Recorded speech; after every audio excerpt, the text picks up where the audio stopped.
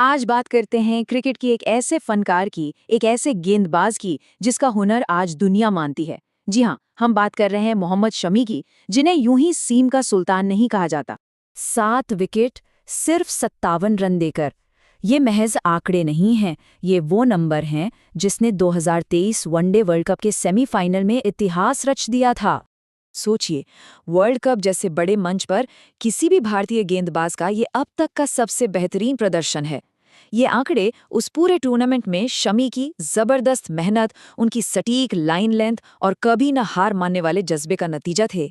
पर सवाल ये है कि ये चैंपियन आखिर आया कहाँ से? इस शानदार गेंदबाज को समझने के लिए हमें थोड़ा पीछे जाना होगा, एक छोटे से गांव में, जहां एक बहुत बड़ा सपना देखा गया था। तो चलिए चलते हैं उत्तर प्रदेश के अमरोहा जिले के सहसपुर गांव।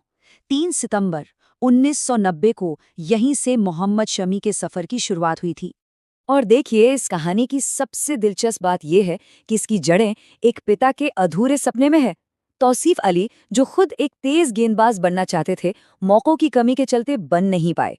लेकिन उन्होंने अपने बेटे शमी में वो चिंगारी देखी और ठान लिया कि जो सपना वो पूरा नहीं कर सके, उसे उनका बेटा जिएगा।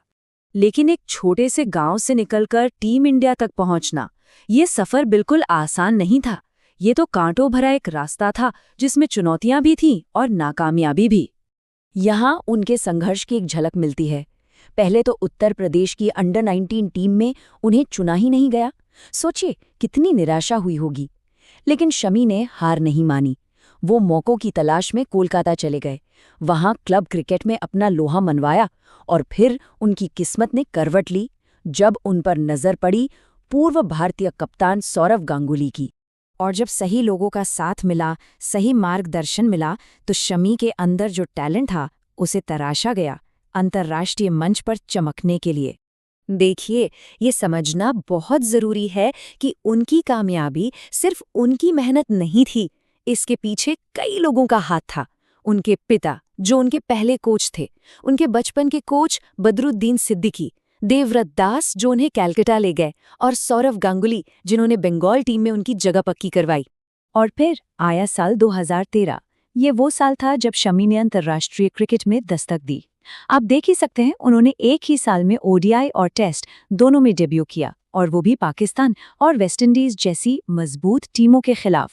एक बार जब उन्होंने इस मंच पर कदम रख दिया, तो फिर पीछे मुड़कर नहीं देखा।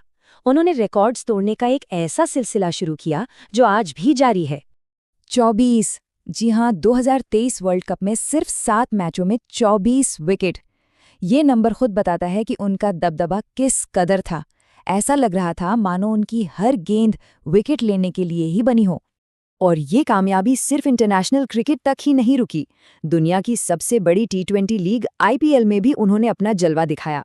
2023 में गुजरात टाइटंस की तरफ से खेलते हुए उन्होंने पर्पल कैप जीती। ये कैप उस गेंदबाज को मिलती है जो पूरे टूर्नामेंट में सबसे ज्यादा विकेट लेता है। ये बार चार्ट उनकी काबिलियत का एक शानदार नज़ारा पेश करता है। देखिए, टेस्ट क्रिकेट में 229 विकेट और वनडे में 206। ये आंकड़े साफ दिखाते हैं कि वो किसी एक फॉर्मेट के खिलाड़ी नहीं हैं, बल्कि एक कंप्लीट, एक ऑल फॉर्मेट चैंपियन है। और आज शमी का सफर सिर्फ क्रिकेट तक सीमित नहीं है। ये करोड़ों लोगों के लिए हिम्मत, लगन और कभी हार न मानने वाले जज्बे की एक मिसाल बन चुका है। और हाँ, जो लोग कॉम्पिटिटिव एग्जाम्स की तैयारी कर रहे हैं, उनके लिए ये कुछ खास बातें हैं जिन्हें याद रखनी चाहिए। उनके जन्म से लेकर उनके डेब्यू, उनके रिकॉर्ड्स और हाल ही में मिले अर्जुन अवार्ड तक, ये सारे फैक्ट्स उनकी शानदार उपलब्धियों का एक छोटा सा सारांश है। जुनून और कड़ी मेहनत से कोई भी सपना पूरा किया जा सकता है। ये लाइनें मोहम्मद शमी के पूरे सफर का निचोड़ हैं। ये वही विश्वास है जो उन्हें अमरोहा के खेतों से निकालकर दुनिया के सबसे बड़े स्टेडियम तक ले आया। तो शमी की कहानी हमें एक सवाल के साथ छोड़ जाती है कि जब टैलेंट को कभी न टूटने वाले हौसले और जिद का साथ मिलता है, तो कामयाबी की हद क्या हो सकती है? शायद कोई हद नहीं, क्योंकि यही वो चीज़ है जो एक खिलाड़ी को एक लेजेंड बनाती है।